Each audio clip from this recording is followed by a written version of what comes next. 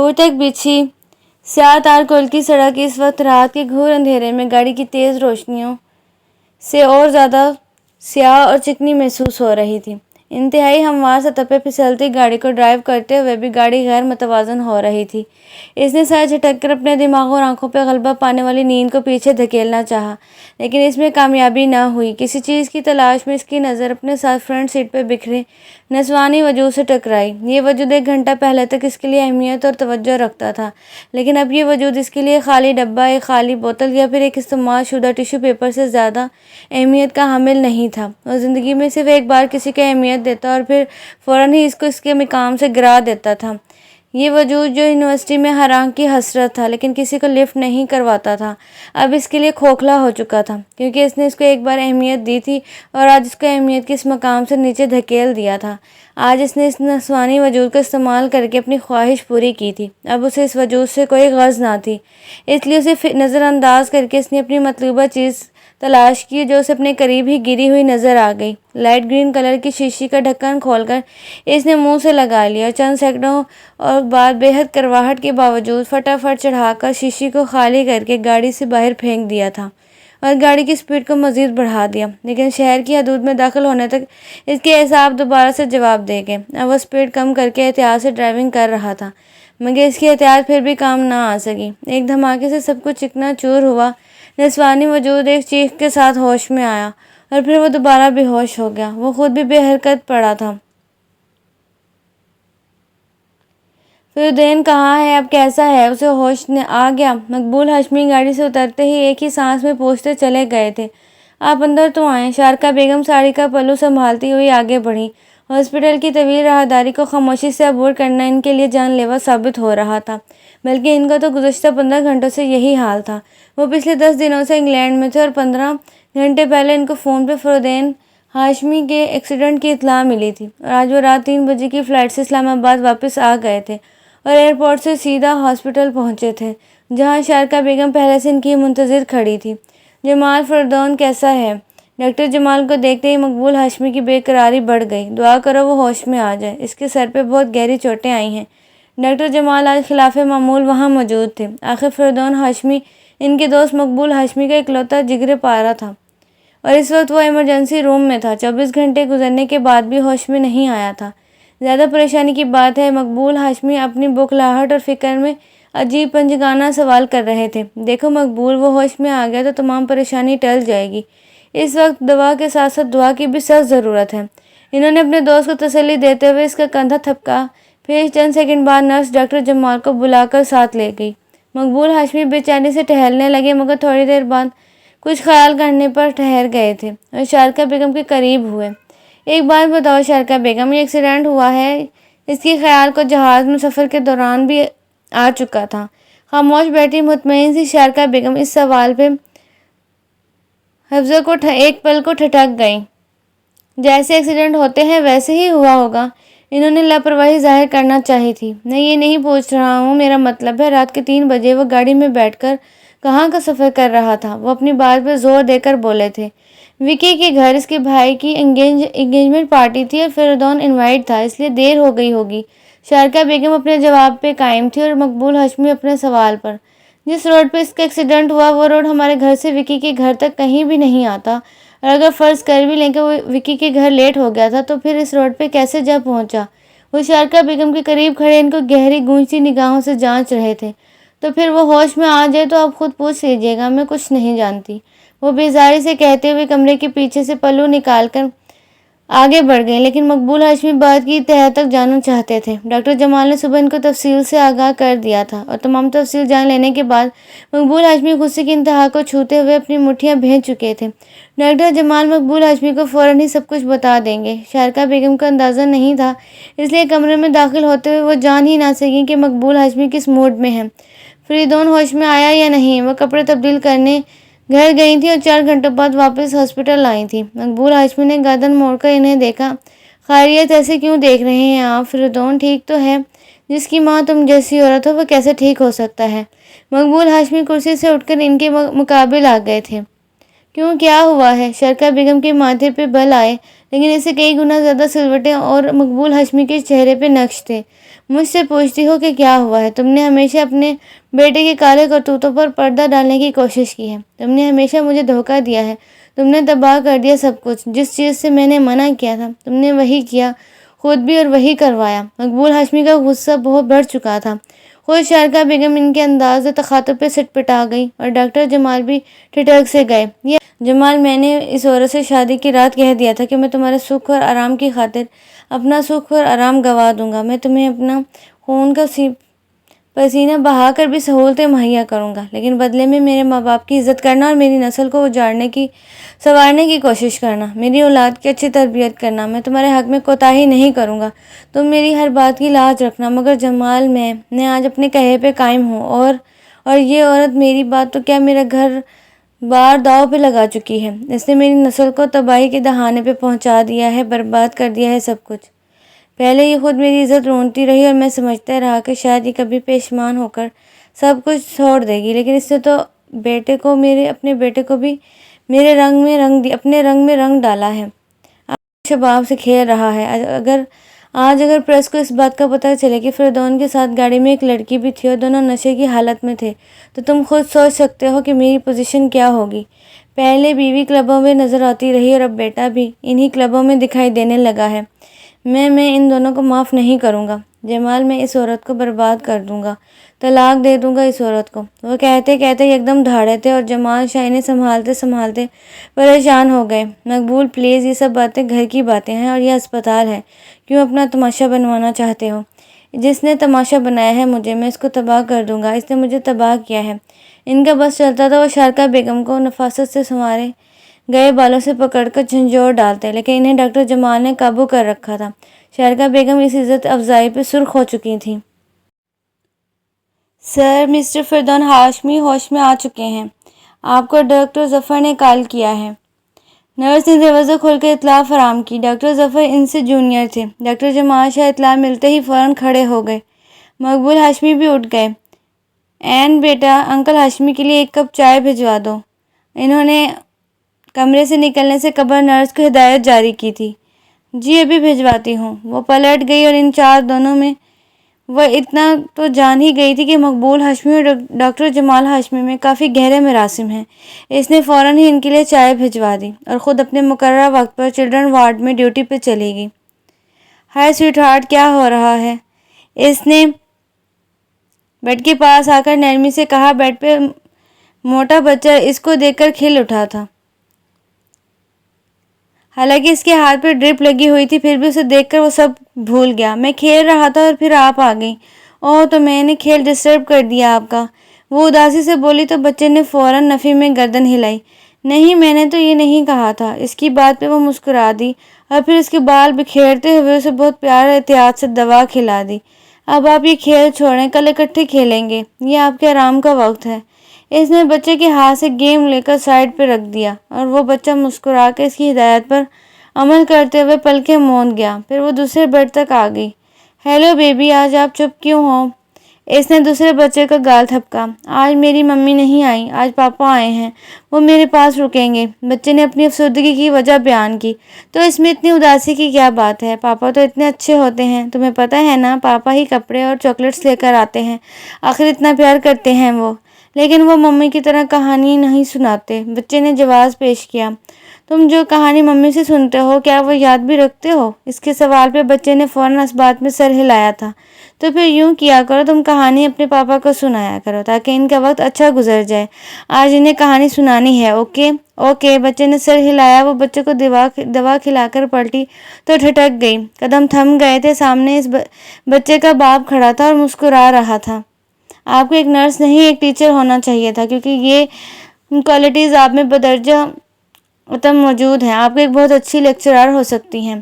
وہ آدمی سے سراتی ہوئی نظروں سے دیکھ رہا تھا۔ آپ اپنے بچے کے قریب رہنا اور اس کو پیار دینا سیکھیں۔ آپ ایک بہت اچھے باپ ہو سکتے ہیں، ورنہ بدصورت دیگر آپ کا بچہ کبھی بھی آپ کے لیے ایک اچھا بیٹا ثابت نہیں ہوگا۔ اینڈ تھینک یو سو مچ۔ وہ کہہ کے چلی گئی۔ وہی آدمی کھڑا بس دیکھتا رہ گیا تھا۔ تمہیں ڈاکٹر رخسانہ بلا رہی ہیں، ایک ایمرجنسی کیس آیا ہے، آپریشن ہے۔ ایک دوسری جونیئر نرس نے اسے راستے میں ہی بتا دیا۔ وہ فوراً تیزی سے آپریشن تھیٹر کی طرف آئی تھی۔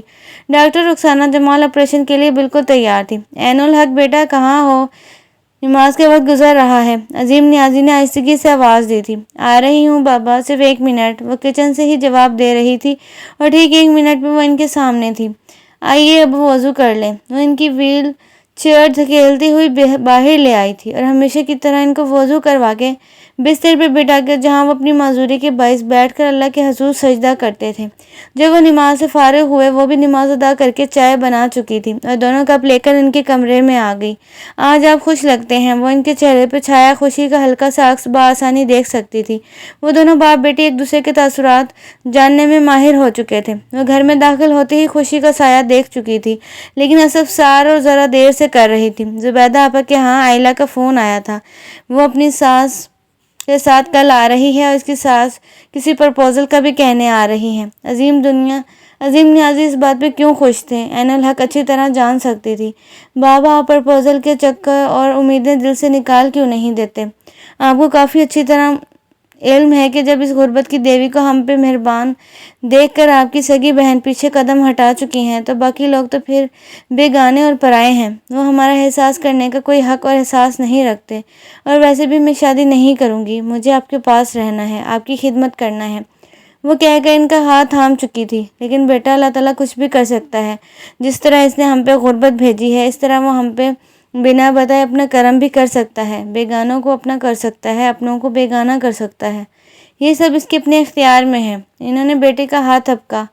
میں اس بات سے انکاری کب ہوں؟ وہ بڑا غفور و رحیم ہے، وہ چاہے جو کر سکتا ہے، مگر ابھی دل کو احساس ہوتا ہے کہ ابھی ہماری آزمائش کا دورانیہ ختم نہیں ہوا۔ ابھی کچھ مدت اور آزمائش کے پاس رات پر سے گزرنا ہے۔ خیر تم اللہ سے دعا کرو بہتری کرے، اور ہاں کل جلدی آ جانا اور کچھ تیاری بھی کر لینا۔ انہوں نے پھر اسے اٹھتے دیکھ کر تائید کی تھی۔ اس نے مجبوراً سر ہلا کر دونوں خالی کپ اٹھا لیے۔ جمال کیسا ہے؟ کافی دنوں سے آیا نہیں اس طرف۔ وہ ڈاکٹر جمال کے بارے میں استفسار کر رہے تھے۔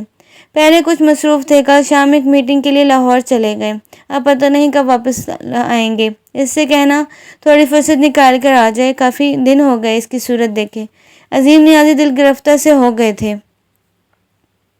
کیوں میری صورت میں تمہیں بھابھی نظر آتی ہیں؟ جس طرح افسردہ ہو کر کہہ رہے ہو۔ جمال شاہ دروازہ کھلا ہونے کی بنا پر بغیر آہٹ کے اندر آ چکے تھے۔ عین الحق چونک کر مسکرا دی اور عظیم نیازی نے دیکھ کر کرچی اٹھے تھے۔ چہرہ چمکنے لگا تھا۔ پگلے تجھے کیا پتا تو میرے لیے کیا ہے، تو میرا کون سا اثاثہ ہے؟ عظیم نیازی اپنے سامنے بیٹھے جمال شاہ کو بہت پیاری نگاہوں سے دیکھ رہے تھے۔ آج بتا ہی دو کہ میں تمہارا کون سا اثاثہ ہوں۔ جمال شاہ فریش موڈ میں تھے۔ عین الحق کو دونوں کی باتوں میں دلچسپی محسوس ہوئی تھی۔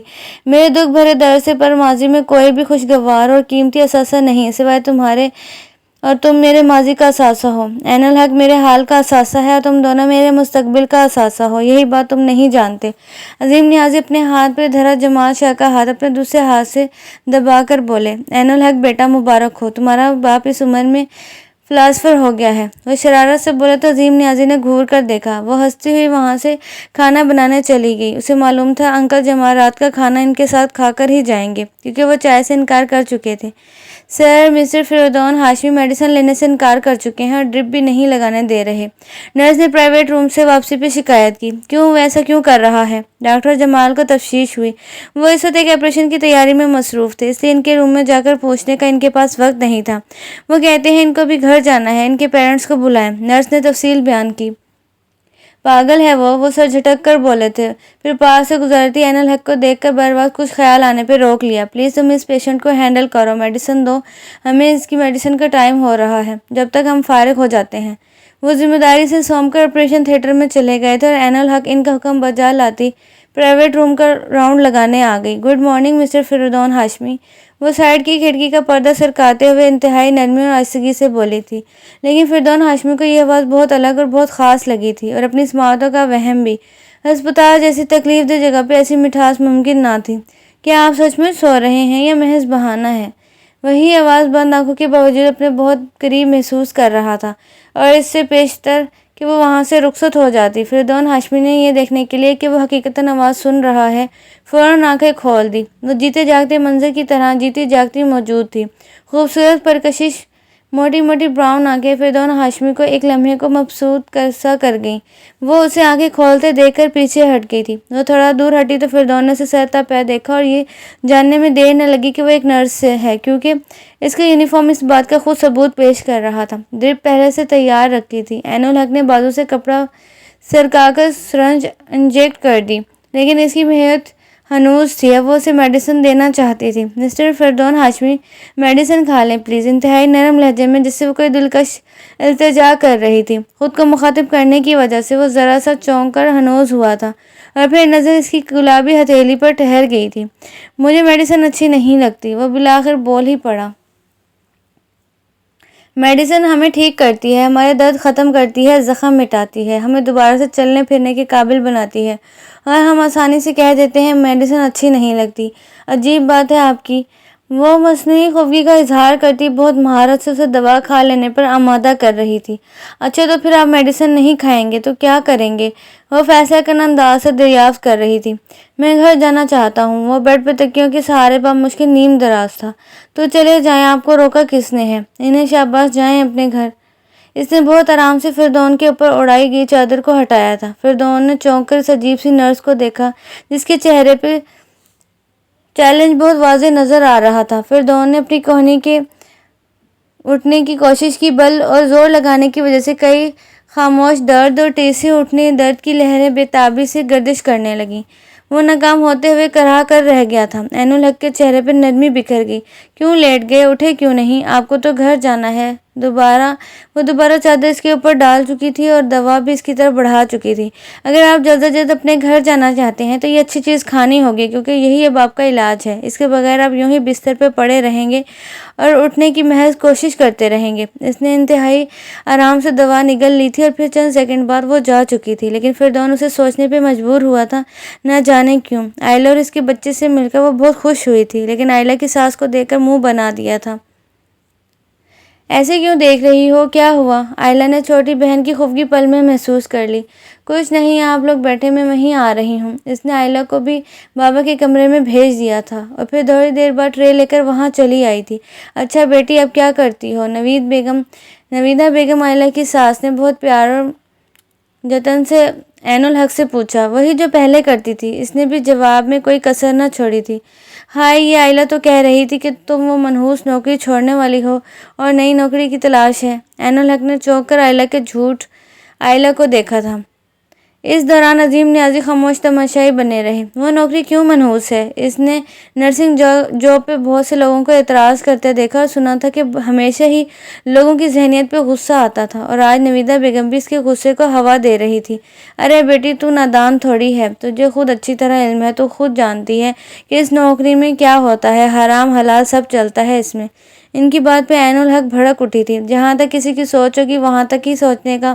حرام حلال اس نوکری میں ہی نہیں، سب میں چلتا ہے، اور حرام حلال چلانے والے بھی اسی معاشرے کا حصہ ہیں۔ ایک انسان ہی دوسرے کو غلط راہ پہ ڈالتا ہے۔ کرتوت زمانے والوں کے برے ہیں۔ جو نرس ان کا مسیحا بن کے آتی ہے، اس کو ہی بری نگاہ سے دیکھتے ہیں، مسیحا کو اپنا مطلب بنا لیتے ہیں، اور بعد میں اس پہ لعنت بھیجتے ہیں۔ حالانکہ لعنت ان کو اپنے آپ پہ بھیجنی چاہیے، جنہوں نے اس مسیحا کو اچھائی کی بجائے برائی کی نظر سے دیکھا اور بعد میں بدنام بھی کیا۔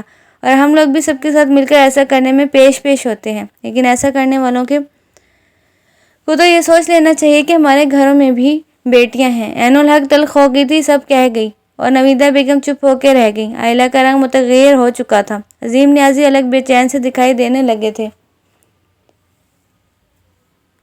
آپ لوگ بیٹھے، میں کھانے کا انتظام کرتی ہوں۔ وہ وہاں سے اٹھ گئی اور آئلہ کے بچے کو بھی ساتھ لے گئی۔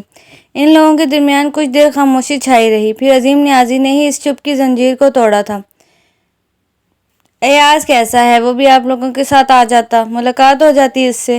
انہوں نے نرمی سے کہتے ہوئے ماحول کی ناگواریت کو خوشگواریت میں تبدیل کرنا چاہا تھا۔ وہ فارغ نہیں ہوتا، دن رات کام کرتا ہے، گھر بار چلاتا ہے، سو جھنجھٹ ہے اس کی جان کو۔ لوگوں نے تو نوکریوں کو فیشن بنا لیا ہے، حرام حلال کا فرق رہا ہی نہیں۔ ہمارے گھر کو دیکھو، ہر کوئی حق حلال کما رہا ہے، نوکری کرتے، اچھے برے کا خیال تو رکھنا چاہیے۔ نویدہ بیگم کو بھی ابھی تک عین الحق کا سخت لہجہ چبھ رہا تھا۔ وہ دل کی بھڑاس نکالے بغیر جانے والی نہیں تھی، اور اگر چلی بھی جاتی تو یہ بھڑاس آئلہ پہ نکالے بنا تو تیسرا راستہ ہی نہیں تھا ان کے پاس۔ بہن جی، حق حلال تو ہر کوئی کما رہا ہے، کسی کا بھی اتنی آسانی سے حرام کا کھانے کو دل نہیں چاہتا۔ کچھ شیطان کی کارستانی ہوتی ہے اور کچھ ہمارے نفس کی کمزوری، مگر اللہ کا شکر ہے کہ اس نے ہمیں حلال کا نوالہ دیا ہوا ہے۔ ہمیں دعا کرنی چاہیے اللہ یہ نوالہ سب کو نصیب کرے۔ عظیم نیازی انتہائی تحمل پسند اور بردبار طبیعت کے مالک تھے۔ کڑی سے کڑی بات کو بھی بہت آسانی اور روانی سے درگزر کر دیتے تھے۔ بابا، وہ آنٹی آپ سے عین الحق کے لیے بات کرنے آئی تھیں۔ آئلہ نے دوسرے مسئلوں کا زیادہ شیئر ہوتے دیکھا تو فوراً مطلب کی بات چھیڑ دی۔ نویدہ بیگم نے تیوری چڑھا کر بیزاری سے پہلو بدلا۔ بھائی صاحب، میں تو اس لیے بات کرنے آئی تھی کہ آپ کی بیٹی یہ نرسوں والی 2 ٹکے کی نوکری چھوڑ چکی ہے اور میری بہن اپنے بیٹے کے لیے کسی مناسب لڑکی کی تلاش میں ہے، اس لیے سوچا کہ اس کی تلاش ختم کر دیتی ہوں اور آپ کا بوجھ کم کر دیتی ہوں۔ لیکن آپ کی بیٹی تو لگتا ہے اس نوکری میں کچھ زیادہ ہی گھل مل گئی ہے، چھوڑنے کا نام ہی نہیں لے رہی۔ وہ بہت ناپ تول کے بول رہی تھی۔ عظیم نیازی کو چند الفاظ اس کی بات کے دوران بہت گراں گزرے، مگر بڑی بیٹی آئلہ کی وجہ سے ان کو زبان بند رکھنی پڑی تھی۔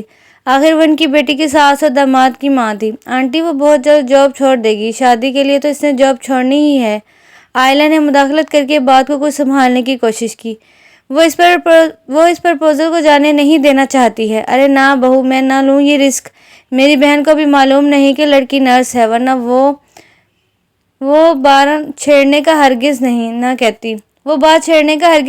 اور تمہاری بہن تو بات بھی نہیں کرنے دے رہی ہے۔ نویدہ بیگم کانوں کو ہاتھ لگا چکی تھی اور عظیم نیازی لب بھیج کر رہ گئے تھے۔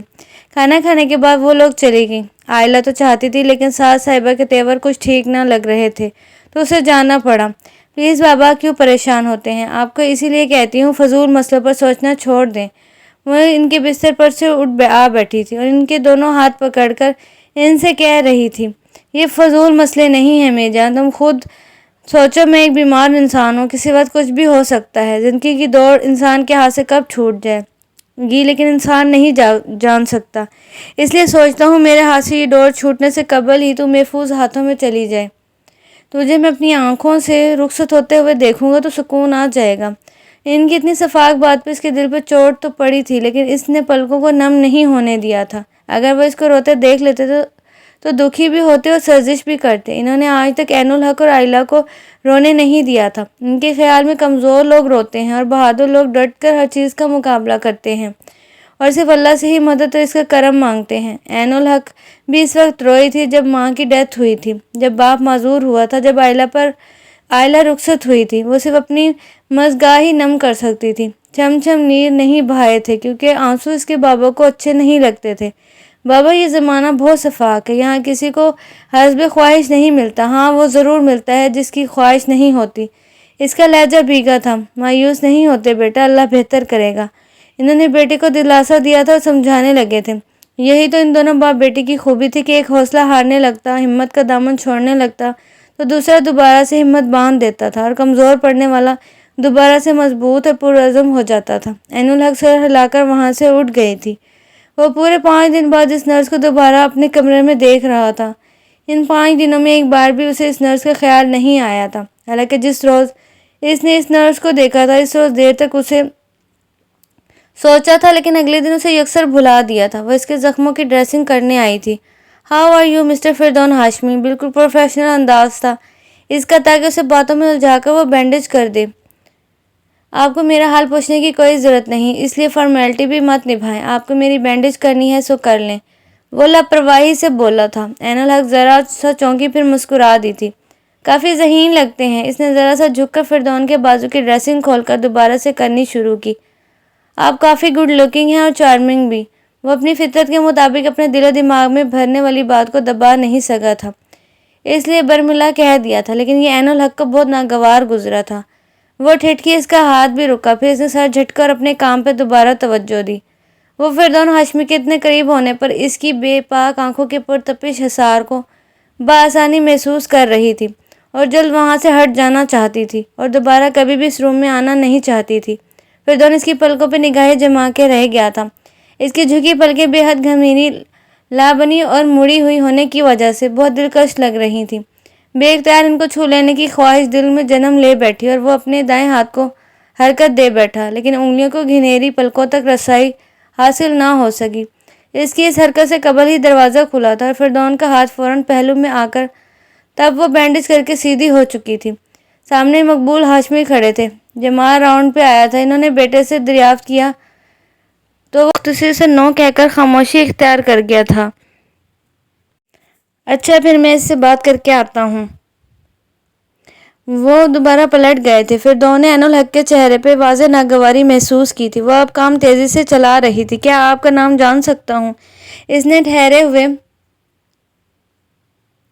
پرسکون انداز میں دریافت کیا۔ سب لوگ سسٹر کہہ کر مخاطب کرتے ہیں۔ وہ اس کے لیے ٹیبلٹ نکال رہی تھی۔ جواباً لفظ چبا کر بولی تھی، میں آپ کا پروفیشنل نام نہیں، آپ کا اصل نام اور ذاتی نام پوچھ رہا ہوں۔ وہ یوں اتنے پرسکون انداز میں پوچھ رہا تھا جیسے وہ اس کو بآسانی بتا دے گی۔ مسٹر فردون ہاشمی، ہمارے کام میں نام کی کوئی اہمیت نہیں ہوتی۔ ہمارا کام صرف خدمت کرنا ہوتا ہے، اور جو بھی نرس یا سسٹر کہہ کے پکارے تو فوراً اس کی خدمت میں حاضر ہو جاتے ہیں، کیونکہ یہی ہمارا کام اور یہی ہمارا نام ہوتا ہے۔ وہ کہہ کے اطمینان سے مڑی، تب تک فردون کے 3 عدد فرینڈ حارث، سائم اور وکی اندر داخل ہو چکے تھے۔ تینوں نے بیک وقت عین الحق کو دیکھا تھا۔ اوہ! سائم نے فردون کو معنی خیز نظروں سے دیکھ کر ہونٹ سکیڑے اور اپنے او کو کچھ لمبا کھینچا تھا۔ باہر نکلتی عین الحق کے تن بدن میں شعلے سے لپک گئے تھے۔ فردون ہاشمی اپنے حلقہ احباب میں بے حد نمایاں مقام رکھتا تھا۔ اس کے دوست اور قریبی جاننے والے اسے اپنی تمام بری عادات کی وجہ سے استاد مانتے تھے، کیونکہ اپر کلاس میں اس وقت اس جیسا ضدی اور نک چڑھا، خوبصورت، اکلوتا اور ساتھ ہی بگڑا ہوا کوئی دوسرا امیر زادہ نہیں تھا، اور اگر تھے بھی تو اس کے مقابلے کے ہرگز نہ تھے۔ یہی وجہ تھی کہ وہ یونیورسٹی کے صنف و نازک میں زیادہ پاپولر تھا۔ لڑکیاں اس کی طرف راغب نظر آتی تھیں اور وہ اس بات سے بھرپور فائدہ اٹھاتا تھا۔ اپنی 24 سالہ زندگی میں اب تک وہ کتنے ہی شکار کر چکا تھا، اور لڑکیاں اس کے سامنے اپنا سب کچھ ہار کر بھی بے پناہ خوش ہوتی تھیں، لیکن فردون آج تک خود کبھی کسی کے آگے نہیں ہارا تھا۔ اس بات پہ وہ خوب فخر کرتا تھا، اور اس کے فرینڈ اس کی اتنی ہی خوش قسمتی پہ رشک کرتے تھے کہ وہ ماں باپ کا اکلوتا بیٹا تھا، جائیداد کا وارث، پھر خوبصورتی، ذہانت، تعلیم اور سب سے بڑی بات کہ لڑکیوں کی والہانہ توجہ کا مرکز بھی تھا۔ یہی مرکات فردون ہاشمی کو ضدی ہٹ دھرم بنانے کے ساتھ ساتھ اسے 7ویں آسمان پہ بھی بٹھا چکے تھے، اور وہ خود پہ ناز کرتا تھا۔ اسے اپنے سامنے کسی کے منہ سے نہیں سننے سے بہت چڑ تھی۔ فردون ڈسچارج ہو کے گھر جا رہا تھا تو راہداری میں عین الحق کو دیکھ کر پکار لیا، ہیلو نرس! اس نے سائڈ پہ مڑتی عین الحق کو متوجہ کیا تھا۔ وہ چونک کر رک گئی۔ آج وہ فردون ہاشمی کو پورے قد سے کھڑا دیکھ رہی تھی۔ البتہ وہ بہت فریش نہیں تھا، مگر پہلے کی نسبت کچھ بہتر نظر آ رہا تھا۔ وہ اسے سوالیہ نظروں سے دیکھنے لگی، کیونکہ وہ جانتی تھی فردون ہاشمی اس وقت کافی ضبط کیے کھڑا تھا، کیونکہ اس کی ٹانگ ابھی پوری طرح سے ٹھیک نہیں ہوئی تھی۔ میں آج گھر جا رہا ہوں، اس نے عجب بے تکلفی سے بات کی تھی۔ تو عین الحق کا انداز اور نپا تلا لہجہ ابھی بھی نہ بدلا تھا۔ آپ کا نام؟ وہ آج بہت دنوں بعد وہی بات دہرا رہا تھا جس کا جواب عین الحق گول کر کے چلی گئی تھی۔ سسٹر یا پھر نرس، وہ کہہ کے شانے اچکا گئی۔ وہ اسے دیکھ کر مسکرایا تھا، لیکن میں کچھ اور کہنا چاہتا ہوں۔ عورت کو کچھ اور کہنے اور پکارنے کا حق صرف ایک مرد کو ہوتا ہے، اور وہ مرد اس کا شوہر ہوتا ہے، اس لیے آپ میرے شوہر ہرگز نہیں ہیں، اور میں آپ کو کچھ اور کہنے کا حق کبھی نہیں دے سکتی۔ وہ کہہ کے مڑ گئی تھی، کیونکہ وہ فردین کے عقب سے ڈاکٹر جمال شاہ، ڈاکٹر ظفر اور مقبول ہاشمی کو آتے ہوئے دیکھ چکی تھی۔ حیرت سے کھڑا الجھن کا شکار تھا۔ وہ لوگ قریب آ چکے تھے۔ چلو بیٹا، اب باہر گاڑی تیار ہے، تم یہاں اکیلے کیوں کھڑے ہو؟ ڈاکٹر جمال شاہ فردون کی صحتیابی پہ کافی خوش نظر آ رہے تھے اور باہر گاڑی تک ان کو چھوڑنے آئے تھے۔ مقبول ہاشمی بھی ہسپتال سے آزاد ہونے پہ اللہ کا شکر ادا کر رہے تھے، مگر فردون کا ذہن نہ جانے کیوں ہسپتال میں ہی اٹکا رہ گیا۔ عظیم نیازی اور جمال شاہ کی دوستی 8ویں کلاس کے ساتھ چلی آ رہی تھی۔ دونوں ایک ہی ایریے کے رہنے والے تھے، دونوں کا خواب بھی ایک ہی تھا، یعنی ڈاکٹر۔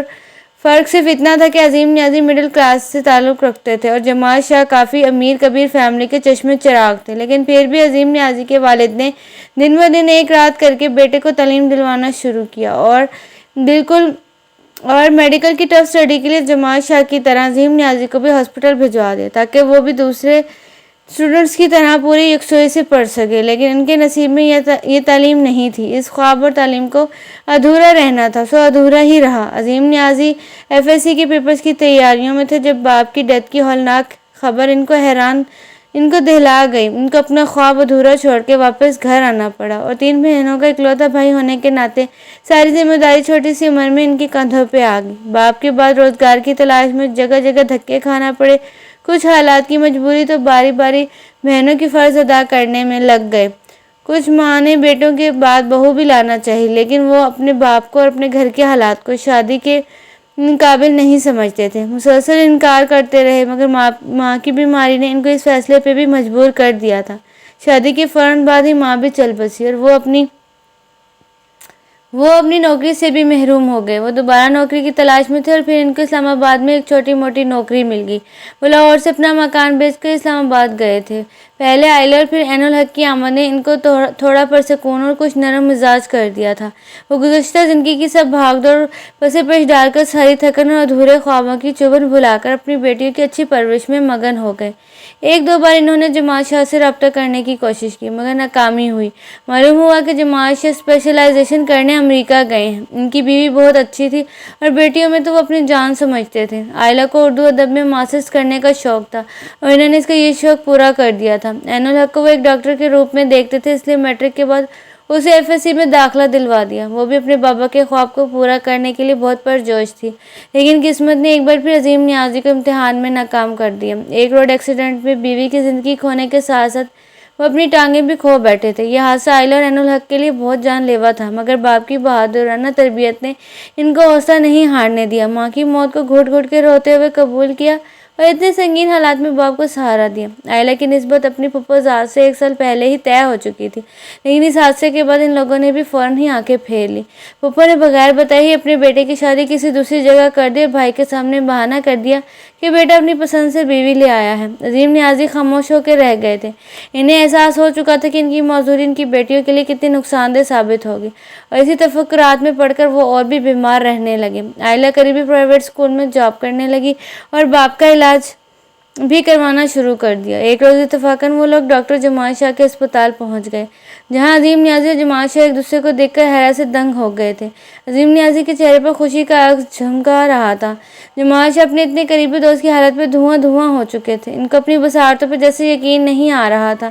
جمال کیا دیکھ رہے ہو؟ انہیں اپنی جگہ پہ کھڑے دیکھ کر عظیم نیازی نے خود ہی بازو اکڑوا کر دیے تھے اور جمال شاہ ان کے سینے سے لگ کر پھوٹ پھوٹ کر رو دیے۔ انہیں عظیم نیازی کو اس حال میں دیکھ کر بہت دکھ ہوا تھا۔ انہوں نے ہمیشہ عظیم نیازی کو ڈھونڈنے کی کوشش کی، مگر ہمیشہ ناکام رہے، اور آج وہ کس مقام پر ملے تھے جب عظیم نیازی سب کچھ ہار کے بیٹھ گئے تھے۔ انہوں نے اپنے دوست کا نئے سرے سے علاج شروع کیا۔ آئلہ اور عین الحق کے سر پہ بہت شفقت بھرا ہاتھ رکھ کر اپنے بیوی بچوں کو ان سے ملوایا۔ ان کے صرف 2 ہی بچے تھے، نومی اور زری۔ نومی 12 سال کا اور زری 10 سال کی۔ ڈاکٹر جمال شاہ کی بیوی رخسانہ جمال بھی ڈاکٹر تھی، وہ اپنا کلینک چلا رہی تھی۔ وہ بھی آئلہ، عین الحق اور عظیم نیازی سے مل کر بہت خوش ہوئی۔ رفتہ رفتہ جمال شاہ نے اپنے دوست کی غیر محسوس طریقے سے مدد کرنی شروع کر دی۔ انہوں نے سب سے پہلے ایک جاننے والے کے توسط سے آئلہ کا رشتہ طے کروایا، پھر کچھ ہی عرصے بعد اس کی شادی بھی کروا دی۔ عظیم نیازی نے جمع پوچھی بیٹی کی شادی پہ خرچ کر ڈالی۔ وہ جمال شاہ پہ باور نہیں ڈالنا چاہتے تھے۔ آئلہ کی رخصتی کے بعد گھر چلانے کی فکر عین الحق کے کندھوں پہ آ پڑی تھی، اور ان باپ بیٹی کا گریز دیکھتے ہوئے جمال شاہ نے عین الحق کو نرسنگ کا مشورہ دیا اور ساتھ ہی اسے تعلیم جاری رکھنے کا بھی کہا تھا۔ ہر طرف سے مجبور اور بے بس ہو چکنے کے بعد عین الحق نے ان کی بات مان لی۔ پرائیویٹ BA کرنے کے بعد وہ نرسنگ کرنے لگی اور اپنے ساتھ ساتھ اپنے باپ کی ذمہ داری بھی اٹھا لی۔ اس نے اپنے باپ کی خدمت میں کوئی کسر نہ چھوڑی تھی۔ اس نے بیٹی ہونے کا حق ادا کر کے دکھا دیا تھا۔ عظیم نیازی اپنی بیٹی کی اتنی چھوٹی سی عمر میں اتنی سمجھداری اور سعادت مندی پہ اب دعائیں دیتے نہ تھکتے تھے۔ اس میں صبر اور ہمت عظیم نیازی کی طرح ہی کوٹ کوٹ کے بھرے ہوئے تھے۔ عقل و فہم میں اپنے باپ کی کاپی تھی۔ عظیم نیازی کو بھی اپنی چھوٹی بیٹی سے بے پناہ محبت تھی اور وہ جلد از جلد اس کو اپنے گھر بار کا کر دینا چاہتے تھے، مگر بہت سے لوگوں کو عین الحق کے جاب پہ اعتراض تھا۔ پہلے بھی پرپوزل اسی وجہ سے لوٹ کر جا چکے تھے اور عین الحق لوگوں کو نرسنگ کے خلاف بات پہ آگ لگ جاتی تھی۔ رکو فریدون، کہاں جا رہے ہو؟ اس کو اچانک سیڑھیاں اتر کر کوریڈور کی سمت بڑھتے دیکھ کر شہرکا بیگم چونک گئی تھی، تبھی لاؤنج کے صوفے سے اٹھ کر اس کے سامنے آ گئی تھی۔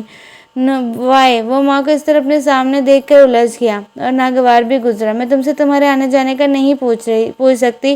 وہ خفگی سے گویا ہوئی۔ وقت بے وقت کی مداخلت میں پسند نہیں کرتا، وہ بھی ان کا ہی سپوت تھا اور وہی زبان بول رہا تھا جو اسے بچپن سے سکھائی گئی تھی۔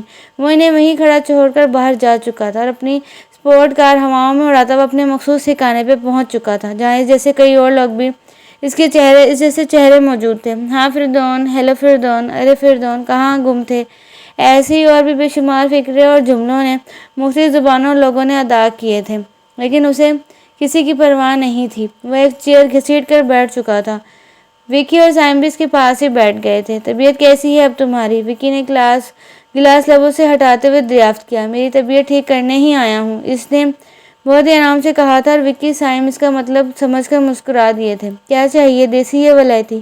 نہیں، مجھے ان دونوں میں سے کچھ نہیں چاہیے، مجھے کچھ الگ چاہیے، کسی الگ چیز کی طلب ہے۔ اس نے عجیب سی فرمائش کی تھی اور وکی اور سائم الجھے الجھے سے دیکھنے لگے۔ نظروں میں استفہام تھا۔ میں ایک ایسی چیز چاہتا ہوں جو دیکھنے میں ایسی لیکن لذت میں ولایتی ہو، جس کا اثر بہت پر اثر ہو۔ فردون کے لہجے اور انداز میں نہ جانے کیا تھا کہ اس کے شیطانی دماغ کا خیال اس کے شیطانی دماغ کے دوستوں تک فوراً ہی پہنچ گیا۔ یعنی اس نرس جیسا کچھ۔ ان کے استفسار پر اس نے گردن اس بات میں ہلا دی۔ لیکن اس وقت وہ تمہیں کہیں بھی نہیں ملے گی، سائم نے گھڑی دیکھ کر کہا۔ رات کے 11 بج رہے تھے۔ وہ مجھے آج نہ ملی تو میرا دماغ اڑ جائے گا۔ مسلسل 10 گھنٹوں سے اسے سوچ رہا ہوں۔ آج میری طلب صرف وہ ہے، مجھے آج وہی چاہیے۔ فردون کا لہجہ ہر دھرم تھا۔ وکی نے بوتل کا ڈھکن کھول کے اسے تھما دی۔ وہ ہوش میں پوری طرح بوتل چڑھا گیا تھا۔ ایڈریس ہے اس کا؟ نہیں۔ نام جانتے ہو؟ نہیں۔ اس کی ڈیوٹی ٹائمنگ معلوم ہے؟ نہیں۔ اس نے تینوں سوالوں کا جواب نفی میں دیا تھا۔ وکی اور سائم کو تھوڑا سا غصہ بھی آیا تھا، مگر کیا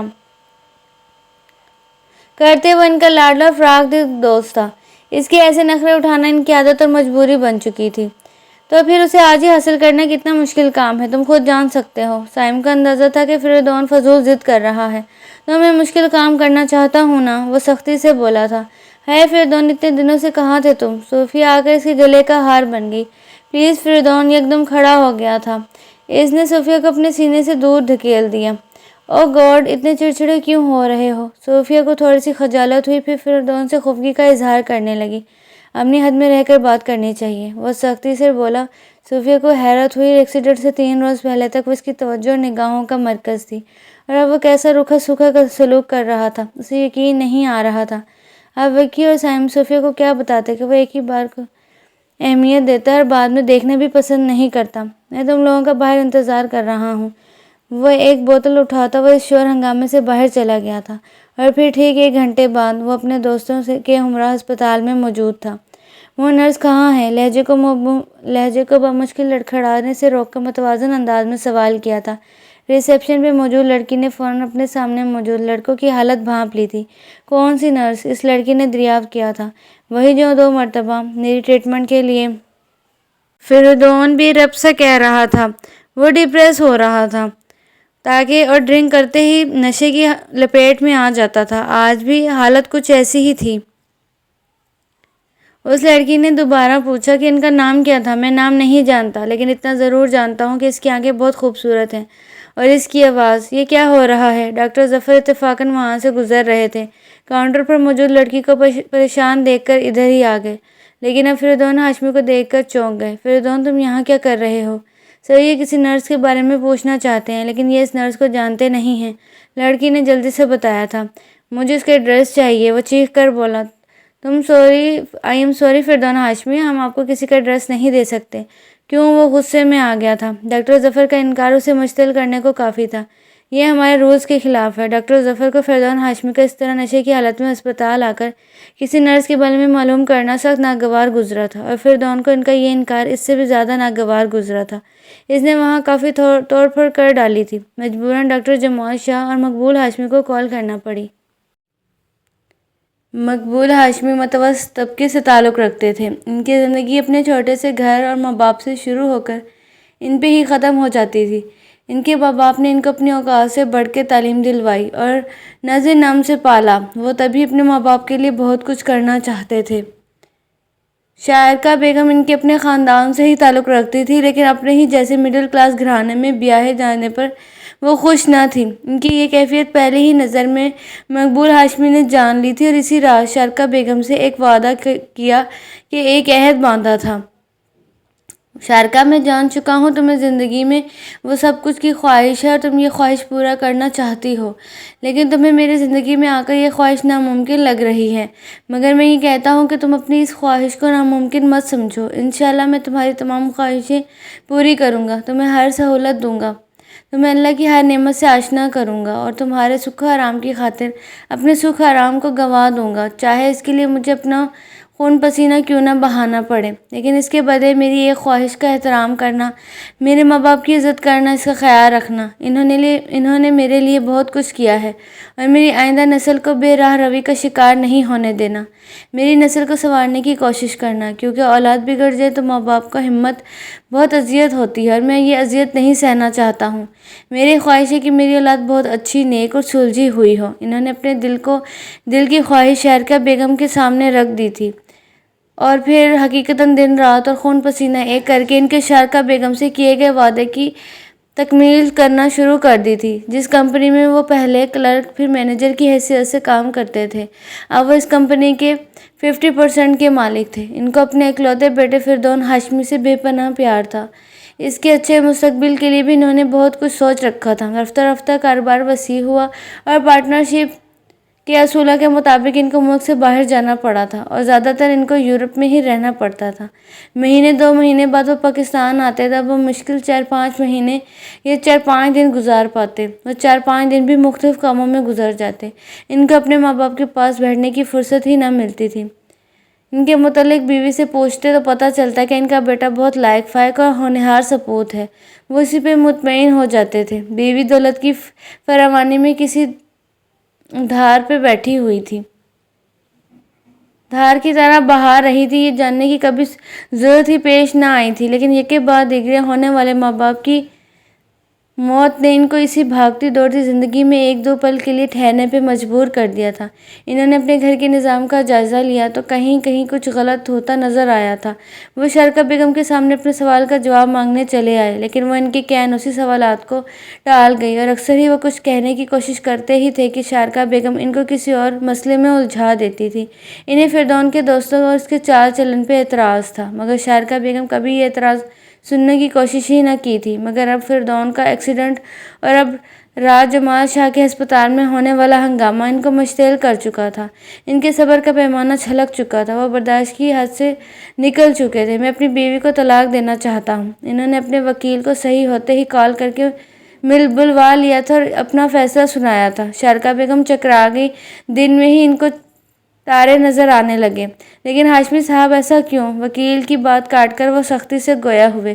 جو عورت گھر اور عزت کو نہ سنبھال سکے، اس عورت کو اپنے گھر اور عزت سے خارج کر دینا چاہیے، مضبوط لہجے میں کہتے ہوئے انہوں نے ایک نفرت بھری نظر شارکا بیگم پہ ڈال دی۔ وہ پلٹ کر چلی گئیں، لیکن تھوڑی دیر بعد جمال شاہ وہاں آ چکے تھے۔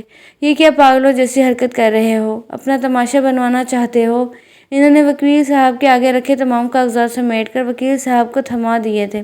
مجھے اس عورت نے پاگل کیا ہے، اس عورت نے تماشا بنوایا ہے میرا، میں 1 سیکنڈ بھی اسے برداشت نہیں کروں گا، اسے ہر قیمت پہ طلاق دوں گا۔ مقبول ہاشمی سے ضبط بحال تھا۔ وکیل صاحب آپ جائیں پلیز، اس وقت اسے آرام کی ضرورت ہے۔ جمال شاہ نے وکیل سے معذرت کر کے انہیں بھیج دیا۔ جمال، کیوں میری برباد زندگی کو اور برباد کرنا چاہتے ہو؟ مجھے اس فیصلے سے مت روکو۔ مقبول ہاشمی نے بے بسی سے اپنا سر تھام لیا۔ اپنی زندگی تم نے خود برباد کی ہے، اس میں بھابھی کا فردون کا کوئی قصور نہیں۔ کیا؟ مقبول ہاشمی نے تڑپ کر اپنے دوست کو دیکھا جو انہیں موضوع الزام ٹھہرا رہا تھا۔ ہاں تم غلط ہو، تم اس سب کے ذمہ دار ہو۔ جب انسان کسی چیز کی ضرورت کو ہوس بنا لیتا ہے تو دوسری چیزیں اسی طرح اس کے ہاتھوں سے پھسل جاتی ہیں۔ تمہیں دولت کی ہوس ہو گئی تھی، تم کمانے کے چکر میں یہ بھول گئے تھے کہ جن کے لیے تم کما رہے ہو وہ کس رنگ کس حال میں ہیں، اور جو کچھ تم کما رہے ہو وہ اسے کہاں کہاں خرچ کرتے ہیں۔ تمہاری آنکھوں پہ دولت کی پٹی بن چکی تھی، تمہارے دماغ میں روپیہ ہی تھا، تم اپنے آس پاس کو دیکھنا اور سوچنا بھول گئے تھے۔ جس ماں باپ کی عزت اور احترام تم اپنی بیوی سے کروانا چاہتے تھے، کیا کبھی خود تم نے اپنے ماں باپ کا خیال رکھا؟ ان کے پاس کچھ دیر کے لیے بیٹھے، ان کا حال پوچھا انہیں، یا تو پھر تم خود جان لو۔ جس ماں باپ کی تمہیں پرواہ نہیں تھی، ان کی پرواہ تمہاری بیوی کو کیسے ہوتی؟ جس بیٹے کو تم संवारना चाहते थे, कभी इसके करीब जाकर इसके रोज़ो शब का जायज़ा लिया तुमने? कभी इसके रंग ढंग बदलने की कोशिश की? नहीं ना, तो फिर तो ये तो होना ही था। सब कसूर तुम्हारा है। तुमने खुद अपने माँ बाप, अपने बीवी और अपने बेटे को अपने हाथों से खोया है। तुमने कमाने की धुन में इनसे दूर कर लिया खुद को। अब वो पार्टीज़ और फंक्शन वगैरह में जाते हैं तो इनमें इनका क्या कसूर? तो तुम्हें सब्र करना चाहिए, तुम्हें खामोश होना चाहिए। तुम्हारे माँ बाप तुम्हारे लिए तड़प तड़प कर इस दुनिया से चले गए हैं, तो तुम्हें अब सिर्फ और सिर्फ पछताना चाहिए और बस। जमाल शाह ने पल में खड़ी खड़ी सुनाकर मकबूल हाशमी की अकल के तमाम दरवाजे खोल दिए थे। मकबूल हाशमी आंखें फैलाकर देखने लगे। कसूर तुम्हारे हैं, तलाक भाभी को क्यों देते हो? इनको इल्ज़ाम देने से पहले अपने अंदर अच्छी तरह झांक लो और जहाँ जहाँ अपने आप को गलत लगे वहाँ वहाँ ज़मीर के कलम से निशान लगाते जाओ और फिर अकल करो और तौबा कर लो। इन गलतियों को हमेशा के लिए दूर कर दो। हो सकता है कि तब्दीली घर में नज़र आने लगे और नौबत तलाक तक ना जाए। ओके, अब मैं चलता हूँ, काफ़ी टाइम हो चुका है, मुझे अस्पताल पहुँचना है। वो रिस्ट देकर उठ खड़े हुए थे। मकबूल हाशमी कुछ भी ना कह सके थे। इनके गुस्से, इनकी नफरत, इनके अल्फाज खुद ब खुद इनके सामने रक्सा थे, दिमाग में झक्कर से चलने लगे थे। फिरदौन हर हाल में इस नर्स को देखना और मिलना चाहता था। इस रात को होने वाले हंगामे के बावजूद आज फिर वह अस्पताल में मौजूद था और उसे ऐनुल हक को ढूंढने की ज़रूरत ही पेश न आई थी। वो सीढ़ियाँ चढ़ती दिखाई दे गई। फिरदौन लंबे लंबे डग भरता बहुत तेज़ी से इसके सामने आकर रास्ते की रुकावट बन गया था। Hello nurse. ऐनुल हक ऊपरी सीढ़ी पे कदम रखते रखते थम गई थी। अगर रख देती तो इससे टकरा जाती। आप? फिरदौन हाशमी को अपने सामने देखकर ठिठकिठी माथे पे कई शिकंजे उजागर हो गई। हाँ, मैं तुमसे मिलने और आपसे कुछ कहने आया हूँ। फिरदौन का लहजा कुछ ऐसा था कि ऐनुल हक को लम्हा भर के लिए ठीक आधे घंटे बाद आपको स्टाफ रूम में मिलती हूँ, इसने इंतहाई पुरसुकून अंदाज में कहा था। फिरदौन ने इसके चेहरे को नज़र भर के देखा। एक एहसास नज़र को छू गया था। इसी एहसास ने गालिबन इसको इतने रोज से बेचैन कर रखा था। ठीक आधे घंटे बाद वो दोहराता हुआ इसके रास्ते से हट गया था और ठीक आधे घंटे बाद वो स्टाफ रूम की दहलीज खड़ा दरवाज़ा नॉक कर रहा था। ऐनुल हक स्टाफ रूम से बाहर आ गई थी। जी, कहाँ बैठकर बात करना पसंद करेंगे आप? वो किस लहजे में बात कर रही थी नज़रअंदाज कर गया। जहाँ आपको मुनासिब लगे। फिरदौन ने शाने उचकाए थे और मजबूरन ऐनुल हक फिरदौन के साथ अस्पताल के अहाते में बने कैंटीन तक आ गई थी और एक अलग और मुनासिब टेबल का इंतखाब करते हुए बैठ गई और पैंट की जेबों में हाथ फैलाए खड़ा फिरदौन इसकी पैरवी कर रहा था। उसे बैठते देख वो खुद भी बैठ गया। क्या लेंगी आप? इसने वेटर को बुलाना चाहा, लेकिन ऐनुल हक ने रोक दिया। किसी चीज़ की तलब नहीं है, बस आप अपनी बात कहें। मेरे पास सिर्फ 20 मिनट हैं, मुझे अपनी ड्यूटी ज्वाइन करनी है, प्लीज़। वह हाथ का इशारा करते करते रुक गया था। फिर ऐनुल हक को देखा। वो हकीकतन कुछ भी लेने के मूड में नहीं थी। जी कहिए, क्या कहना है आपने? वो पूरी तवज्जो से इसकी तरफ मुतवज्जो हुई थी। ऐनुल हक ज़िंदगी में पहली बार किसी गैर अजनबी मर्द के साथ इस तरह बैठकर बात करने पे मजबूर हुई थी, क्योंकि वो जान चुकी थी कि फिरदौन हाशमी ज़िद्दी इंसान है। अगर वह इसकी बात सुनने से इनकार करती वो फिर भी इसरार ही करता, इसलिए बात सुन लेना ही बेहतर समझा और इसके साथ यहाँ तक आ गई। हालांकि अंदर से बहुत अजीब सा फील कर रही थी और फ़ौरन वहाँ से उठ जाना चाहती थी। मैं आपसे दोस्ती करना चाहता हूँ। फिरदौन हाशमी ने कोई भी तमीज़ बांधने की बजाय सीधी सीधी बात कह दी थी। ऐनुल हक को इस जुमले की तवक्को नहीं थी। इसने चौंक कर फिरदौन हाशमी को देखा था। वह लफ्ज़ों को झुकाए अपनी की चेन को टेबल की सतह पर घुमा रहा था। वजह पूछ सकती हूँ? वह पुरसुकून लहजे में बोली थी। फिरदौन ने नज़र उठाकर उसे देखा था। आप मुझे अच्छी लगती हैं, मैं आपको पसंद करता हूँ, वो साफ साफ कह रहा था। दोस्ती करने के लिए अच्छा लगना ज़रूरी होता है? ऐनुल हक बहुत तहम्मुल से सवाल कर रही थी। हाँ, मैं तो यही सोचता हूँ। दोस्ती इसी से हो सकती है जो आपको अच्छा लगे, जो आपको पसंद हो। इसकी बात पे ऐनुल हक के चेहरे पे इत्मीनान बिखर गया था। वो रिलैक्स हो गई और आहिस्तगी से मुतवाज़िन अंदाज में गोया हुई। फिर मेरी और आपकी दोस्ती हरगिज़ नहीं हो सकती, क्योंकि आप मुझे अच्छे नहीं लगते, मैं आपको पसंद नहीं करती। अब की बार फिरदौन ने चौंक कर देखा। ऐनुल हक कहने के बाद कैंटीन से बाहर का मंजर देखने लगी। वजह पूछ सकता हूँ? इसी के अंदाज में दरियाफ्त किया गया था। आप ड्रिंक करते हैं, आप स्मोकिंग करते हैं, आप लड़कियों से अफेयर चलाते हैं, फ्लर्ट करते हैं, और मैं ये पसंद नहीं करती, इसलिए मेरी आपसे दोस्ती नहीं हो सकती। लेकिन मैं ये काम छोड़ भी सकता हूँ। وہ برجستہ ہوا، نہیں مسٹر فردون ہاشمی، محض ایک لڑکی کی دوستی حاصل کرنے کے لیے جو شخص اپنی عادتیں چھوڑ سکتا ہے وہ کسی اور چیز کے حصول کے لیے اس دوستی کو بھی چھوڑ سکتا ہے، اور اتنا ہرجائی شخص کبھی کوئی رشتہ نہیں نبھا سکتا۔ لیکن میں آپ سے ہر حال ہر قیمت پہ فرینڈشپ قائم کرنا چاہتا ہوں، میں آپ کو پسند کرنے لگا ہوں۔ وہ اس کی ہر بات کاٹ کر اپنی بات کہتے ہوئے پسند پہ زور دے کر بولا تھا۔ مسٹر فردون ہاشمی، آپ فضول میں بحث و تکرار کے چکر میں پڑ رہے ہیں۔ آپ کو مجھ سے دوستی کبھی فائدہ نہیں دے سکتی، کیونکہ نہ تو میں آپ کے ساتھ پارٹیز جوائن کر سکتی ہوں اور نہ ہی کلبز میں جا سکتی ہوں، نہ آپ کی باہوں میں باہیں ڈال کر اونچے اونچے کھوکھلے کہکے لگا سکتی ہوں، تک آپ کے ساتھ گاڑی میں گھومتی ہوئی اپنے ایکسیڈنٹ کروا سکتی ہوں، اور جب میں کچھ بھی نہیں کر سکتی تو اس دوستی کا کوئی جواز ہی نہیں۔ اس لیے پلیز میرا اور اپنا وقت برباد مت کریں، اللہ حافظ۔ وہ وہاں سے اٹھ گئی تھی اور فردون اپنی جگہ پہ تل ملا کر رہ گیا۔ اسے عین الحق کی حرکت پہ غصہ آ رہا تھا، اپنے آپ کو اس طرح غیر اہم کیے جانے پہ اس کا پارا ہائی ہو رہا تھا۔ عین الحق کا وجود اور بھی ہلچل کا باعث بننے لگا۔ اس کا انکار وہ اقرار میں بدلنے کو بے چین ہوا بیٹھا تھا۔ اس نے ڈرنک کرتے ہوئے تمام رداد اپنے دوستوں کو سنائی تھی، وہ بھی پرسور سے نظر آنے لگے تھے۔ یا تجھے اتنی ٹینشن لینے کی ضرورت نہیں ہے، پہلی بار ہر لڑکی اسی طرح نخرے دکھاتی ہے، انکار کر کے منفرد ہونے کی کوشش کرتی ہے، اگر وہ انکار بھی نہ کرے تو سوچو ہمیں مزہ کیسے آئے، وکی نے خباثت سے کہتے ہوئے آنکھ دبائی۔ فردون نے گلاس خالی کر کے ٹیبل پہ رکھتے ہوئے وکی کو حیرت سے دیکھا۔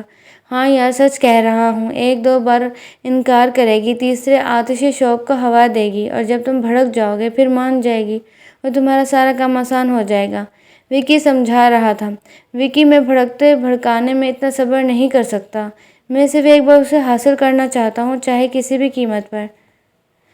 فردون کا لہجہ سخت تھا۔ وکی نے اسے گھور کے دیکھا، تو پھر کرو حاصل۔ اس نے فردون کو اس کے حال پر چھوڑ دیا تھا۔ فردون 3 دن بعد پھر اس کے سامنے تھا۔ جی فرمائیے، اب کیا پرابلم ہے آپ کو؟ وہ ہسپتال کے احاطے سے باہر نکل رہی تھی جب ریڈ اسپورٹس کار سے نکل کر وہ اس کے مقابل آ کھڑا ہوا۔ میں آپ سے دوستی کرنا چاہتا ہوں، وہی ضدی ہٹ دھرم سا انداز اپنائے وہی بات دہرا رہا تھا جس سے وہ 3 روز پہلے انکار کر چکی تھی۔ عین الحق نے نظریں اٹھا کر اپنے سامنے کھڑے فردون ہاشمی کو سر تا پیر دیکھا تھا۔ بلیک جینس پہ ریڈ چیک کی شرٹ پہنے، اس پہ بلیک لیدر جیکٹ چڑھائے، اپنے تیکھے نین نقوش کے ساتھ وہ حقیقتاً ایک بگڑا ہوا امیر زادہ تھا اور اپنے حلیے سے نظر بھی آ رہا تھا۔ لیکن میں انکار کر چکی ہوں، میں نے پہلی بار فردون کے ساتھ لہجہ سخت اختیار کر کے کہا۔ انکار ہمیشہ انکار نہیں رہتا، اقرار میں بھی بدل سکتا ہے۔ مسٹر فردون ہاشمی، وہ لڑکیاں اور ہوتی ہوں گی جن کے دھوکے میں آپ میرے پیچھے بھاگ رہے ہیں، میرا انکار آپ کبھی بھی اقرار میں نہیں بدل سکتے، یہ بات آپ کو ذہن میں رکھ لینی چاہیے۔ وہ کہہ کر سائڈ پہ ہوتی اور گزر جانا چاہا، لیکن وہ دوبارہ اس کے سامنے آ گیا تھا۔ لیکن ایک بات آپ کو بھی اس ذہن میں رکھ لینی چاہیے کہ میرا نام بھی فردون ہاشمی ہے، جو کہتا ہوں کر کے رہتا ہوں۔ اس کی آنکھوں میں ایک چیلنج بالکور کے کہہ رہا تھا۔ عین الحق نے اس کی شکل کو بغور دیکھا تھا اور کچھ حل سوچنے کی کوشش کی۔ مسٹر فردون ہاشمی، آپ کو شاید احساس نہیں کہ ایسے رشتے زبردستی نہیں بنتے بلکہ خود بخود بن جاتے ہیں۔ اس نے ذرا تحمل اور سکون سے اس کو سمجھانے کی ناکام سی کوشش کی تھی۔ میں بن جانے کا ویٹ نہیں کر سکتا، میں چاہتا ہوں آپ اپنی دوستی کی شرائط بتا دیں، میں پورا کروں گا۔ وہ مجنوعی سا آدمی اسے پاگل پن کا ارادہ رکھتا تھا۔ دیکھیں، جب میں دوستی ہی نہیں کرنا چاہتی تو شرائط کیوں رکھوں گی؟ اور ایک بات بتا دوں، جو شرائط ہوں وہ دوستی نہیں ہوتی، سراسر دغا دھوکہ ہوتا ہے، کھلا سودا بازی ہوتی ہے اور کچھ نہیں۔ وہ اسے ہر طرح کی دلیلوں میں الجھا رہی تھی، لیکن وہ کسی بھی طرح الجھ نہیں رہا تھا۔ جو بھی ہوتا ہے مجھے قبول ہے۔ عین الحق نے چاہا کہ اپنا ماتھا پیٹ ڈالے، لیکن اس وقت وہ کچھ بھی نہیں کر سکتی تھی۔ ارے عین، ابھی تک یہاں کھڑی ہو، تمہیں دیر نہیں ہو رہی؟ اس نے کولیگ کی باہر نکلی تو اسے دیکھ کر رک گئی تھی، اور پھر عین الحق کو فردون ہاشمی کے ساتھ کھڑے دیکھ کر ٹھٹک گئی تھی۔ ہاں، میں بھی نکل ہی رہی ہوں، چلو چلتے ہیں، اللہ حافظ۔ عین الحق فردون کے پاس سے گزر کر اپنے کولیگ کے ساتھ آگے بڑھ گئی تھی۔ فردون نے تک کر اسے اپنی نظروں میں زد میں رکھا تھا۔ تو نرس صاحبہ، مکھی ٹیڑھی انگلیوں سے گھی ٹیڑھی انگلی سے نہیں نکل رہا ہے، کوئی بات نہیں، یہ بھی کر کے دیکھیں گے۔ کمینگی سے مسکراتا ہوا وہ وہاں سے اپنی گاڑی نکالنے لگا اور سی ڈی پلیئر آن کر کے والیوم فل کر دیا تھا۔ اینی پلیز صبر سے کام لو، انشاءاللہ بابا ٹھیک ہو جائیں گے، معمولی سا بخار ہے، اتر جائے گا۔ آئلہ نے 2 دن سے بھوکی پیاسی عین الحق کو کندھے سے لگا کر دلاسا دیا تھا۔ عظیم نیازی کو پچھلے 3 دن سے انتہائی تیز بخار تھا اور آج ڈاکٹر جمال شاہ کو ان کو بہتر ٹریٹمنٹ کے لیے ہسپتال لے کر جا رہے تھے، لیکن وہ سب عین الحق کی بکھری بکھری اس حالت کو دیکھ کر پریشان ہو چکے تھے۔ وہ اپنے بابا کو بیمار دیکھ کر حوصلہ کھو دینے کو تھی۔ اس نے کھانا پینا چھوڑ دیا تھا۔ وہ اب کوئی بھی عظیم دکھ سہنے کی سکت نہیں رکھتی تھی۔ چھوٹی سی عمر میں ہی بہت اذیت دیکھ لی تھی، اب دکھ کا تصور ہی وہ سوہان روح تھا۔ وہ 3 دن سے بھوکی پیاسی تھی۔ ہسپتال جانے سے پہلے ہی جمال شاہ اور آئلہ اسے کھانے کے لیے اصرار کرتے رہے، مگر وہ نہ تو مانی، اور ہسپتال میں بھی جمال شاہ کو اس کی فکر رہی تھی۔ وہ اس کو بازو کے حصار میں لے کر اپنے آفس میں آ گئے تھے۔ بیٹھو بیٹا، عین الحق بیٹھ گئی۔ رخسانہ آنٹی بھی وہاں ہی تھی، وہ دونوں میاں بیوی اس کی طرف ہی متوجہ تھے۔ دیکھو بیٹا، اپنے بابا کا حوصلہ اور سہارا صرف تم ہی ہو، وہ تمہارے دم سے ہی جی رہے ہیں، تم مضبوط ہو اور وہ بھی مضبوط ہیں۔ اگر تم یہ ہمت ہار جاؤ گی تو تمہارے بابا تو بالکل ہی ہار جائیں گے۔ رخسانہ آنٹی نے نرمی سے اس کے کندھے پہ اپنے ہاتھ کا دباؤ ڈال کر کہا تھا۔ ان کی بات سن کر عین الحق کی آنکھوں میں آنسو آ گئے تھے۔ آنٹی، میرے بابا نے زندگی میں بہت دکھ دیکھے ہیں، بہت تکلیفیں سہی ہیں، انہوں نے شاذ و ناز ہی کوئی خوشی دیکھی ہوگی، لیکن پھر بھی میں نے آج تک ان کے ماتھے پر پریشانی کی ایک سلوٹ تک نہیں دیکھی، مگر ان چند دنوں میں نے ان کو پریشان دیکھا ہے، ان کے ماتھے پہ سوز کی لٹکوں شکنجوں کا جال بکھرا دیکھا ہے۔ نہ جانے، عین الحق کہتے کہتے رو پڑی تھی۔ جمال شاہ نے بیوی کو دیکھا تھا، وہ عین الحق کو سنبھالنے لگی۔ انہوں نے کس طرح سمجھا بجھا کے عین الحق پر رخسانہ آنٹی کے ساتھ اپنے گھر بھجوا دیا تھا، جہاں زری اور نومی اسے دیکھ کر کھل اٹھے تھے۔ عین آپی، واؤ، مزہ آئے گا! نومی اپنی بال اچھالتے ہوئے خوشی سے چہکا۔ کیسے ہو تم دونوں؟ عین الحق نے ان کے بال بکھیر کر پیار سے پوچھا۔ ہم تو ٹھیک ہیں، آپ ٹھیک نہیں لگ رہی۔ زری کا مشاہدہ تیز تھا، وہ عین الحق کی پریشانی اس کے چہرے سے ہی بھانپ گیا تھا۔ ارے سب ٹھیک ہے بیٹا، ابھی جاؤ کھیلو، آپ کی آپی نے تھوڑا آرام کرنا ہے، بعد میں باتیں کر لینا۔ انہوں نے اپنے بچوں کو وہاں سے نکالنا چاہا، انہیں پتا تھا وہ عین کو آرام نہیں کرنے دیں گے۔ تو کیا آپی صرف آرام کرنے کے لیے آئی ہیں، ہم سے باتیں نہیں کریں گی؟ نومی نے خفگی سے کہا۔ کریں گی باتیں، لیکن ریسٹ کرنے کے بعد۔ Okay, you may go now, انہوں نے گھور کر کہا تو وہ دونوں بہن بھائی سر جھکا کر نکل گئے اور ڈاکٹر رخسانہ جمال عین الحق کو ٹیبلٹ کھلا کر کمرے سے باہر آ گئی۔ انکل بابا کیسے ہیں؟ جمال شاہ صبح ناشتہ کرنے گھر آئے تو عین الحق کو کافی بےتابی سے بیٹھے دیکھا۔ ایک بات بتاؤ بیٹا، تمہارے بابا پہ صرف تمہارا ہی حق ہے؟ وہ اپنا کوٹ صوفے پر ڈال کر خود بھی بیٹھ گئے تھے۔ عین الحق ان کا مطلب نہیں سمجھی، اور جب سمجھی تو شرمندہ ہو گئی تھی۔ آئی ایم سوری انکل، میں جانتا ہوں کہ تمہیں اپنے بابا سے بہت پیار ہے، لیکن یہ بھی تو دیکھو، رات بھر اس کے پاس اس کی بڑی بیٹی تھی، اس کا دوست، اس کا بھائی تھا، پھر اس کا چھوٹا سا نواسا تھا، اور اتنے لوگوں کی ذمہ داری کے بعد اس نے ٹھیک تو ہونا ہی تھا۔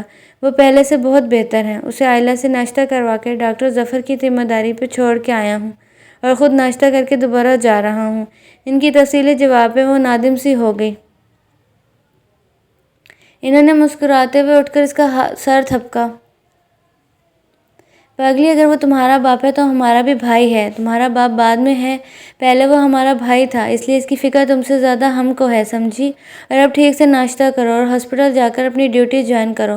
باپ کی فکر میں اس کی پائنتی سے لگ کر نہ بیٹھی رہنا، بیٹھنے کی کوئی ضرورت نہیں، انڈرسٹینڈ؟ وہ تحکم بھرے لہجے میں بولے تو عین الحق سر سباد میں ہلا کر مسکرا دی۔ یار تجھے اتنا پریشان ہونے کی ضرورت ہی کیا ہے، ایک معمولی سی نرس ہے، بڑی آسانی سے مان جائے گی۔ سائم اس کو آسان راستہ دکھا رہا تھا۔ میں اسے صرف ایک رات کے لیے حاصل کرنا چاہتا ہوں، اس کے لیے وہ جو کچھ بھی مانگے گی میں دوں گا، بس وہ ایک رات کے لیے حامی تو بھرے۔ فریدون کے دل و دماغ میں عین الحق کا سر تھا پا اس کا عکس جیسے جم کے رہ گیا تھا۔ وہ اپنے دھیان کو کہیں موڑ ہی نہیں پا رہا تھا۔ وہ اس کو ایک بار میں ہی اپنی دسترس میں دیکھنا چاہتا تھا، اور اس کے بعد اسے عین الحق سے کوئی سروکار نہ ہوتا۔ وہ ہمیشہ ہر لڑکی کو ایک بار ہی اہمیت دیتا تھا، بعد میں ان کے قریب جانا بھی ناگوار گزرتا تھا۔ میں نے آج تمہارے لیے خاص تحفہ سلیکٹ کیا ہے، آج کی رات تم اس تحفے کو انجوائے کرو، پھر اس نرس والے معاملے پہ بات ہوگی۔ وکی کی بات پہ فردون نے استفسار پہ نظروں سے دیکھا۔ یار آج بہت سردی ہے، سوچا کچھ گرما گرمی کا ماحول بناتے ہیں۔ میرا فلیٹ خالی بھی ہے اور پرسکون بھی، اور تمہاری کلاس فیلو سارا بھی کافی دنوں سے تمہارے آگے پیچھے منڈلا رہی تھی۔ تم نے غور نہیں کیا، لیکن میں نے آج اسے کہہ دیا ہے کہ فردون تم کو آج میرے فلیٹ پہ انوائٹ کر رہا ہے۔ وہ فوراً مان گئی۔ وکی خباثت کے ریکارڈ قائم کر رہا تھا۔ فردون بیزار ہوا۔ مجھے ایسی کسی چیز کی ضرورت نہیں، میں نہیں جا رہا، اس نے انکار کیا، اور وکی نے گھور کے دیکھا۔ سائم اور حارث بھی ان کی طرف ہی متوجہ تھے۔ یار ایک بار نظر دھیان سے ڈال کر دیکھنا، تمہیں وہ خود احساس ہوگا کہ وہ کیسی چیز ہے۔ داد دو گے میرے انتخاب کی۔ اس نے فردون کو زبردستی اپنے فلیٹ پہ چھوڑا اور سارا کو بھی بھیج دیا، لیکن سارا کے ساتھ ٹائم گزار کر بھی فردون کے دماغ کا فطور نہ نکل سکا۔ وہ ایک ہی چیز کی دھن میں پاگل ہو چکا تھا۔ اس نے آج تک اپنے اندر اس قدر شدت محسوس نہیں کی تھی، اتنی طلب اسے بھی نہیں ہوئی تھی، مگر اب اس کا سونا جاگنا، کھانا پینا سب ایک شدت بن گیا تھا۔ اس کی حرکت اور کیفیات نے کافی حد تک شارکا بیگم اور مقبول ہاشمی کو چونکا دیا تھا۔ وہ آج کل سوچوں میں گم نظر آنے لگا تھا۔ وہ عین الحق کو پانا چاہتا تھا، لیکن نہ جانے کیوں اسے عین الحق کو پانا کافی مشکل لگتا تھا۔ وہ اسے پانے اور اپنی طلب مٹانے کے طریقے سوچتا رہتا تھا۔ کیا بات ہے، کوئی پریشانی ہے تمہیں؟ شارکا بیگم اضطراری انداز میں ٹی وی کا ریموٹ تھامے چینل سرچنگ کرتے فردون کے قریب آ گئی۔ نہیں، لیکن دیکھنے سے تو تم کافی پریشان لگتے ہو۔ وہ اس کے انکار کو خاطر میں نہ لائی۔ پلیز موم، ڈونٹ ڈسٹرب می۔ وہ ریموٹ کو تیزی سے حرکت دیتے ہوئے اکھڑے سے لہجے میں بولا تو وہ پلٹ گئی۔ ہو نو، پریشانی؟ اس نے تھوڑی دیر بعد وہاں سے اٹھتے ہوئے ریموٹ غصے سے زمین پہ دے مارا تھا اور پھر گاڑی لے کر گھر سے نکل گیا تھا۔ آج کل یونیورسٹی سے وہ فائنل سیمسٹر ہونے کی وجہ سے فارغ تھا، اور مقبول ہاشمی اب پاکستان میں ہی مستقل رہنے کی پلاننگ میں مصروف تھے۔ وہ اپنا بزنس اپنے پارٹنر سے الگ کر چکے تھے، اس لیے اب جو کچھ چاہتے کر سکتے تھے، اور شارکا بیگم بھی شوہر کی گھر میں موجودگی کے ڈر سے اب زیادہ تر گھر میں ہی نظر آتی تھیں۔ اپنی مصروفیات کم کر دی تھی۔ اپنے اتنے قریب بریک لگنے اور چڑچڑانے کی وجہ سے وہ چیخ کر رہ گئی تھیں۔ فردون اپنے 3 عدد دوستوں کے ساتھ 3 عدد بائک لیے اس کے سامنے موجود تھا۔ عجیب لوفرانہ انداز میں وہ اسے ہی دیکھ رہا تھا۔ وہ پہلے حملے سے سنبھلی تو دوسرے حملے کے لیے خود کو تیار کرنے لگی تھی، کیونکہ آج اسے فردون ہاشمی کے تیور کچھ اور نظر آ رہے تھے۔ وہ بائک سے اتر کر اس کے قریب آ رہا تھا۔ ہیلو نرس، کیسی ہو؟ آج وہ عین الحق کو آپ بھی نہیں بلا رہا تھا۔ وہ اپنے آس پاس دیکھنے لگی۔ چند قدم کے فاصلے پہ بس اسٹاپ تھا اور چند قدم پہ ہسپتال۔ وہ بیچ راستے میں کھڑی تھی۔ کیا بات ہے، میں تمہیں اچھا نہیں لگتا؟ اس نے عین الحق کی طرف جھکتے ہوئے کہا۔ وہ 2 قدم دور ہٹ گئی تھی اور ابھی تک خاموش کھڑی تھی۔ میں تم سے بول رہا ہوں۔ اس نے عین الحق کی آنکھوں کے آگے انگلیوں سے چٹکی بجائی تھی۔ Please mister Firdaun Hashmi, mind your language. وہ اس کے انداز تخاطب پہ چڑ گئی تھی۔ وہ لوفرانہ انداز میں مسکرا دیا۔ اوکے، میں اپنی لینگویج پہ کنٹرول کر لیتا ہوں، لیکن میں اپنے آپ پہ کنٹرول نہیں کر پا رہا۔ پلیز تمہیں جتنی جلدی ہو سکے جتنی بھی رقم چاہیے لے لو، تم جو مانگو گی میں دوں گا، لیکن ایک بار مجھے اپنی قیمت بتا دو۔ میں تمہیں 1 رات کے لیے کچھ بھی قیمت چکانے کو تیار ہوں۔ چٹاخ! انتہائی زناٹے دار تھپڑ فردون کا آخری لفظ اپنی آواز میں دبا گیا تھا۔ بیچ سڑک میں اپنے دوستوں کے سامنے ایک لڑکی سے اتنا زوردار اور نفرت آمیز تھپڑ فردون ہاشمی کے 14 طبق ہلا کے رکھ گیا تھا۔ وہ فردون کو جن نظروں سے دیکھ رہی تھی، وہ کسی کو بھی تلوار سے کم نہیں تھی۔ اس کی آنکھوں سے نفرت اور غصے کے شعلے چھلک رہے تھے۔ عین الحق کا بس چلتا تو اسی وقت کھڑے کھڑے اس گھٹیا شخص کو آگ لگا دیتی۔ میری قیمت لگانے سے پہلے یہ سوچ لینا کہ میری نظر میں تم جیسے گھٹیا مرد کی قیمت اس تھپڑ سے زیادہ بہتر اور کوئی ہو ہی نہیں سکتی، انڈرسٹینڈ؟ وہ مضبوط لہجے میں کہتی انگلی اٹھا کر فردون ہاشمی کو وارننگ دے کر وہاں سے چلی گئی۔ اس کے انداز و لب و لہجے میں ذرا برابر بھی خوف نہیں تھا۔ اور مجھے اس تھپڑ کی صورت میں قیمت بتانے سے قبل تم ایک بات یاد رکھ لینا کہ تم کو ایک بار اپنے بستر کی زینت ضرور بناؤں گا، میڈم عین الحق نیازی۔ اور وہ اس کا نام چبا کر بولا جو 2 روز قبل اس نے معلوم کروا لیا تھا۔ یہ بھول ہے تمہاری، وہ نفرت سے کہتی ہوئی آگے بڑھ گئی تھی، اور شارکا بیگم اپنی گاڑی سے اتر کر قریب آ گئی۔ انہوں نے فردون کو دیکھ کر اچانک گاڑی رکوائی تھی، لیکن فردون کو ایک لڑکی کے ہاتھوں تھپڑ کھاتے دیکھ چکرا گئی تھی۔ یہ کیا ہوا؟ کون تھی؟ کیوں تھپڑ مارا اس نے تمہیں؟ کچھ بولے بھی نہیں۔ وہ حیرت سے سوال پہ سوال کرتی چلی گئی۔ وہ ماں کو دیکھ کر اور بھی سلگا، پھر آس پاس نظر اٹھی تو چند لوگوں کو بھی متوجہ پایا تھا، یعنی اچھی خاصی ذلت اٹھا چکا تھا۔ آج فردون کی اکڑ اور اس کا تیور بلبلا اٹھے تھے۔ بولو نا، یہ سب کیا ہوا؟ وہ اس کا بازو جھنجھوڑ کر اس سے پوچھ رہی تھی، لیکن وہ کوئی بھی جواب دیے بغیر بنا بائک پہ سوار ہوا اور بائک اڑا کر لے گیا تھا۔ اس کی آنکھوں میں خون اترا ہوا تھا۔ وکی، سائم اور حارث اپنی اپنی جگہ پہ ششدر سے بیٹھے تھے۔ وہ بھی مسز ہاشمی کو کچھ نہ بتا سکے تھے۔ ان کو ان کی حالت، فردون کی حالت سوچ کر خوف آ رہا تھا کہ اب کیا ہوگا، وہ کیا کرے گا۔